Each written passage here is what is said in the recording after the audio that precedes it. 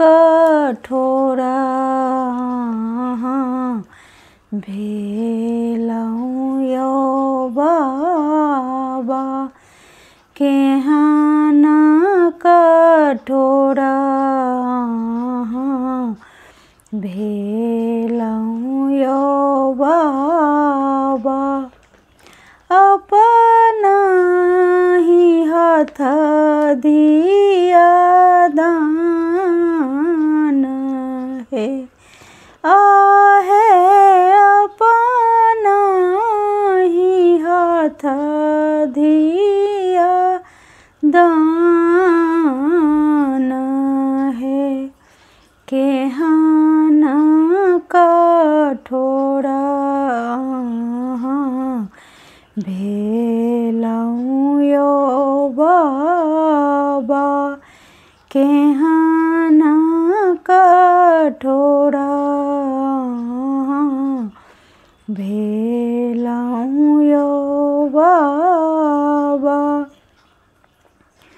Arisen परिजन नोत पठाओल नगर करलनि बाबा हे आहे नगर करलनि बाबा हे सब मुख मंद मुस्कान यौ बाबा सब मुख मंद मुस्कान यौ बाबा मुख पड़ल उदास है आहे मुख पड़ल उदास है आहे मुख पड़ल उदास है केहन कठोरा भेलौं यौ बाबा केहन कठोरा भेलौं यौ बाबा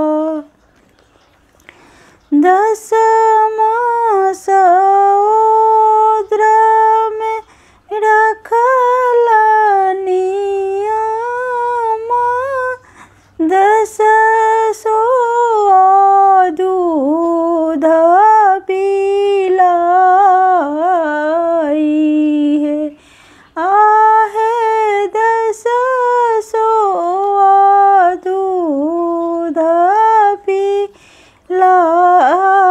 पिलाई है हृदय लगाए अम्मा पोसलनि जतन सौ हृदय लगाए अम्मा पोसलनि जतन सौ आई कोना दिया देती दान है आहे आई किया दिया देती दान है केहन कठोरा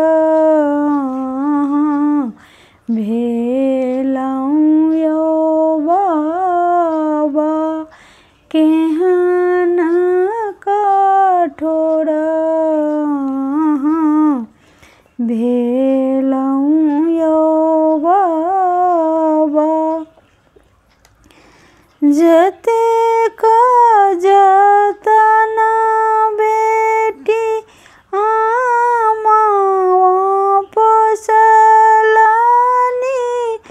ओतबे दुलार धिया मोर हे। जतबे जतन बेटी आमा पोसलानी ओतबे दुलारू धिया मोर हे। आहे ओतबे दुलारू धिया मोर हे। आमा के नैना नीर बहत देखलहुँ आमा के नैना नीर बहत देखलहुँ। आहे बाबा के लनी छाती पत्थर है। आहे बाबा के लनी छाती पत्थर है। केहन कठोर भेलहुँ यौ बाबा केहन कठोर भेलहुँ यौ बाबा। आहे अपन ही हाथ धिया दान है। आहे अपन ही हाथ धिया दान है। केहन कठोर भेलहुँ